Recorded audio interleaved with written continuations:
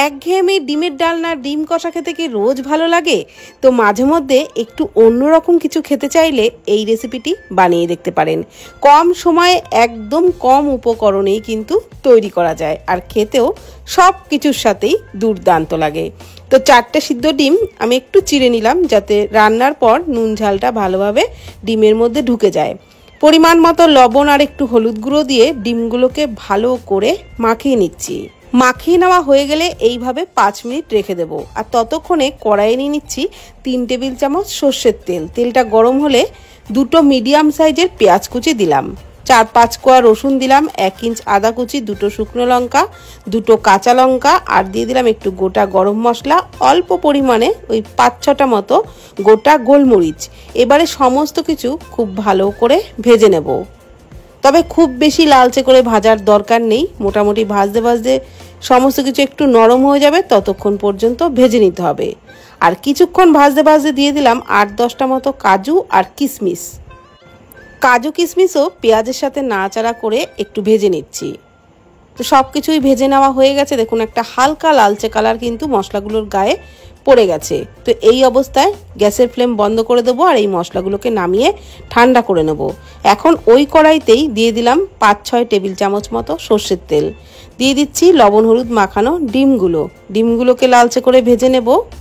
আর ডিম ভাজতে ভাজতে যে মশলাগুলো ভেজে নিয়েছিলাম সেগুলোও কিন্তু ঠান্ডা হয়ে গেছে। তো মশলাগুলোকে মিক্সির জারেতে নিয়ে নিচ্ছি। মশলাগুলোকে মিক্সির জারেতে নেওয়া হয়ে গেলে ওর মধ্যে দিয়ে দিচ্ছি 2 টেবিল চামচ টক দই। খুব বেশি টক দই দেওয়ারও কিন্তু দরকার নেই। এইবার সমস্ত কিছু জল ছাড়াই পেস্টটা তৈরি করে নিয়েছি। ডিমগুলো এদিকে লালচে করে ভেজে নেওয়া হয়ে গেছে, এখন ডিমগুলোকে তুলে নেব। আর এই রান্নাটা কিন্তু সর্ষের তেল দিয়ে বানালেই ভালো লাগবে। তো ডিমগুলো তুলে নেওয়ার পর ওই তেলের মধ্যেই পরিমাণ মতো লবণ, 1/2 চামচ করে হলুদ গুঁড়ো আর কাশ্মীরি লঙ্কার গুঁড়ো দিয়ে একদম লো ফ্লেমেই একটু নাড়াচাড়া করে নিলাম। তেলের সাথে মশলাগুলোকে মিশিয়ে নিলাম। এখন আমি যে মশলার পেস্টটা বানিয়ে নিয়েছিলাম সেটা দিয়ে দিচ্ছি, আর মশলার বাটি ধোয়া অল্প পরিমাণে জলও দিয়ে দিচ্ছি। এইবার মশলাটাকে খুব ভালো করে কষিয়ে নেব। এইভাবে বন্ধুরা তেলের মধ্যে যদি একটু হলুদ গুঁড়ো আর কাশ্মীরি লঙ্কার গুঁড়ো দেওয়া হয় তাহলে রান্নার কালারটাও কিন্তু খুব সুন্দর হয়। তো 1/2 চামচ ধনে গুঁড়ো দিলাম, আর কিন্তু কোনো গুঁড়ো মশলা এর মধ্যে দেবই না।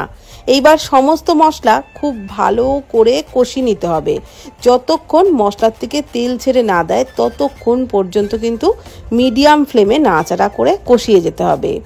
আর নাড়াচাড়া বন্ধ করা যাবে না, যেহেতু কাজু বাটা আছে তো তলায় লেগে যেতে পারে। একটু মাঝে মাঝেই নাড়াচাড়া করে করে যতক্ষণ মশলার থেকে তেল ছেড়ে না দেয় ততক্ষণ পর্যন্ত কষিয়ে নিলাম।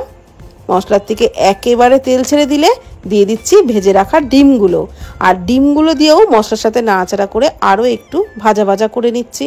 তাহলে মশলাগুলো ডিমের মধ্যে ভালোভাবে ঢুকে যাবে, খেতেও ভালো লাগবে। তো একদমই কিন্তু মশলাটা শুকিয়ে গেছে আর ডিমটাও ভালোভাবে কষিয়ে নেওয়া হয়ে গেছে। এখন আমি দিয়ে দেবো এর মধ্যে পরিমাণ মতো গরম জল।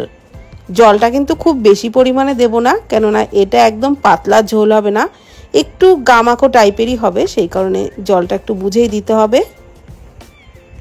এইবার 5 মিনিট মতন ঝোলের সাথে ডিমগুলোকে একটু ফুটিয়ে নেব, তাহলেই কিন্তু দারুণ স্বাদের একদম ইউনিক ডিমের রেসিপি রেডি হয়ে যাবে। 5 মিনিট ফুটিয়ে নিয়েছি। এখন কিন্তু গ্রেভিটাও অনেকটা ঘন হয়ে গেছে, আর এর থেকে বেশি ঘন করব না। এই অবস্থাতেই গ্যাসের ফ্লেম বন্ধ করে দেব। তারপর 5 মিনিটের জন্য ঢাকা দিয়ে স্ট্যান্ডিং টাইমে রেখে পরিবেশন করব। সত্যি বন্ধুরা এইভাবে ডিমের রেসিপি বানিয়ে দেখবেন। ভাত, রুটি, পোলাও, ফ্রাইড রাইস সব কিছুর সাথেই খেতে কিন্তু দারুণ লাগবে। আর ভিডিওটি ভালো লাগলে প্লিজ কমেন্ট করবেন। ভালো থাকবেন, সুস্থ থাকবেন। ধন্যবাদ।